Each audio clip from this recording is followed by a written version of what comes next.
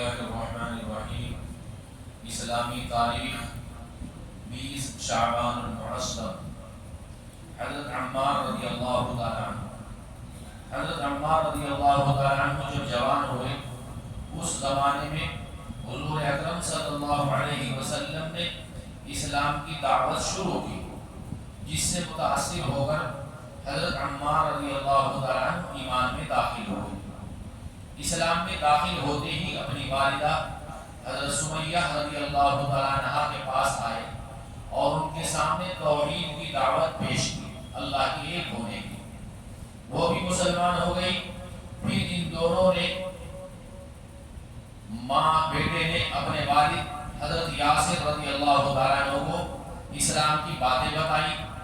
بیوی اور بیٹے کی بار بار دعوت اور ذہن سازی سے حضرت یاسر رضی اللہ تعالیٰ عنہ نے بھی ایمان قبول کر لیا۔ ماں نے بھی ایمان قبول کیا، باپ نے بھی کیا، بیٹے نے بھی قبول کر لیا۔ مسلمان ہوتے ہی کفار نے ظلم اٹھانا شروع کر دیا۔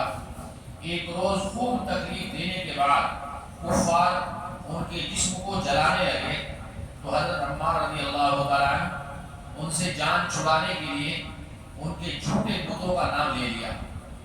ان لوگوں نے انہیں چھوڑ دیا۔ وہ حضور اکرم صلی اللہ علیہ وسلم کے پاس آئے اور چیخ کر رونے لگے۔ حضور اکرم صلی اللہ علیہ وسلم نے وجہ دریافت کی، یعنی آپ اتنے زور زور سے کیوں رو رہے ہیں؟ تو بتایا کہ جان بچانے کے لیے میں نے بتوں کا نام لے لیا ہے۔ حضور صلی اللہ علیہ وسلم نے فرمایا تمہارا دل ایمان پر ثابت تھا؟ تو عرض کیا جی ہاں۔ اسی وقت اللہ تعالیٰ نے حضرت عمار رضی اللہ تعالیٰ عنہ کے حق میں آیت نازل فرمائی۔ پھر وہ مکہ مکرمہ سے ہجرت کر گئے اور قبا میں قیام فرمایا، جہاں پر مسجد قبا میں، قبا مسجد کے نام سے اللہ کے نبی نے ایک مسجد تعمیر فرمائی ہے، اور وہاں پر 2 رکعت نفل نماز پڑھنے کا ثواب ایک عمرے کے برابر ثواب رکھتا ہے۔ اور ایک مسجد تعمیر کی جس مسجد کی تعریف قرآن پاک میں ہے۔ حضرت عمار رضی اللہ تعالیٰ عنہ حضور صلی اللہ علیہ وسلم کے ساتھ تمام غزوات میں، یعنی جتنی بھی جنگ ہوئی ہیں جس میں اللہ کے نبی شریک رہے، یہ بھی ساتھ رہے۔ 37 ہجری میں ایک غزوے کے دوران ان کو دودھ دیا گیا، تو فرمایا، مجھ سے حضور اکرم صلی اللہ علیہ وسلم نے فرمایا تھا تم دنیا میں سب سے آخری چیز دودھ پیو گے۔ پھر وہ دودھ پیا اور میدان میں اترے اور شہید ہو گئے۔ اس وقت ان کی عمر 94 سال تھی، نبوت پر 4 سال کی۔ اللہ اکبر! آج ہماری 50-60 سال ہو گئی تو بہت بڑا، لوگ کہتے ہیں بس اب تو عمر ہو گئی، لیکن اس عمر کے اندر بھی میدان جنگ میں اترے۔ آج تو 35 سال 40 سال ہو گئے تو گھوڑے پکڑ کر چلتے ہیں، گھوڑوں میں درد ہو رہا ہے۔ حضور اکرم صلی اللہ علیہ وسلم کا معجزہ، ایک مٹھی مٹی سے کافروں کو شکست۔ غزوہ حنین کے موقع پر کافروں کے تیروں کی بوچھار سے صحابہ کرام میں ایک قسم کی پریشانی پیدا ہوئی تھی، اور کفار چاہتے تھے کہ رسول اللہ صلی اللہ علیہ وسلم پر حملہ کریں۔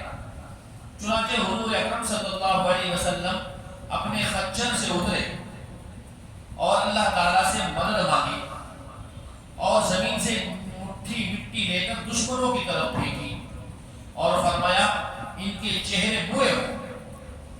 چنانچہ کوئی کافر ایسا نہ تھا جس کی آنکھ مٹی سے نہ بھر گئی ہو، سب کی آنکھوں میں دھول چلی گئی۔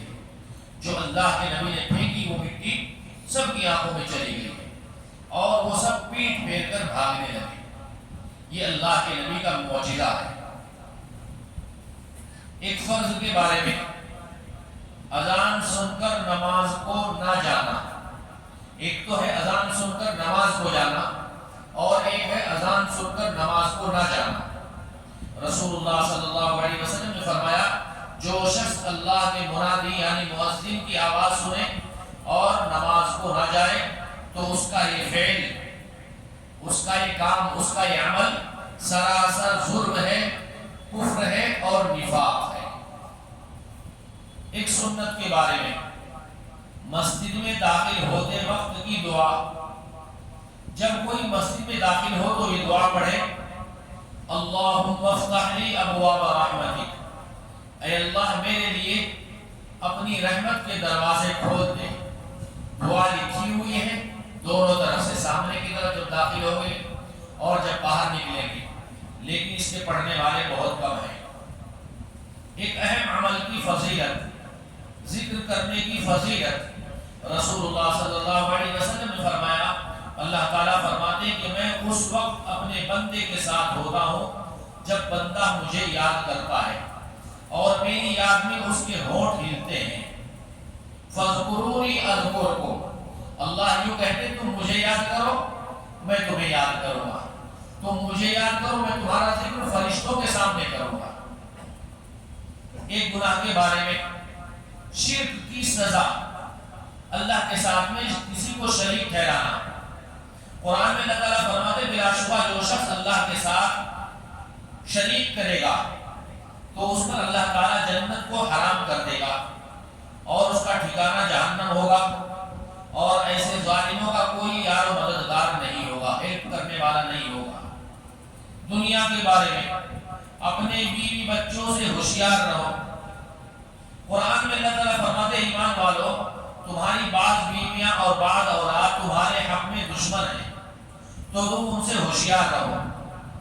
بیوی بچے بعض مرتبہ دنیاوی نفع کے لیے خلاف شریعت کاموں کا حکم دیتے ہیں، انہی لوگوں کو اللہ تعالیٰ نے دین کا دشمن بتایا ہے اور ان کے حکم کو بجا لانے سے بچنے کی ہدایت کی ہے۔ آخرت کے بارے میں، دوزخ کی آگ کی سختی، رسول اللہ صلی اللہ علیہ وسلم نے فرمایا دوزخی اگر دنیا کی آگ میں آ جائیں تو ان کو جہنم کی آگ کے مقابلے میں دنیا کی آگ کی گرمی کے کم ہونے کی وجہ سے نیند آ جائے۔ دنیا کی آگ جو ہے اتنی ٹھنڈی ہے لیکن جہنم کی آگ اتنی گرم ہے، اللہ حفاظت فرمائے۔ طب نبوی سے علاج، 3 سانس میں پانی پینے کا فائدہ۔ رسول اللہ صلی اللہ علیہ وسلم پینے والی چیزوں کو 3 سانس میں پیتے تھے اور فرماتے تھے ایسا کرنے سے اطمینان ہو جاتا ہے، تکلیف اور بیماری سے حفاظت ہوتی ہے، اور وہ چیز جو 3 سانس میں پی جائے خوب ہضم ہوتی ہے۔ ہم اگر باٹل منہ میں لگا لیں تو جب تک پوری باٹل نہیں پئیں گے تو جب تک سانس نہیں لیں گے پورا پانی پینے تک، گلاس منہ کو لگائیں گے جب تک پورا نہیں پئیں گے گلاس منہ ہونٹوں سے دور نہیں کریں گے، لیکن اللہ کے نبی نے فرمایا کہ اس سانس میں پینے والی چیز ہضم ہو جاتی ہے، بیماریاں اور تکالیف دور ہوتی ہیں۔ اللہ عمل کی توفیق عطا فرمائے۔ سبحان اللہ بحمدہ، سبحانک اللہم وبحمدک، ونشہد ان لا الہ الا انت، نستغفرک ونتوب الیک۔ سبحان ربک رب العزة عما یصفون، وسلام علی المرسلین، والحمد للہ رب العالمین۔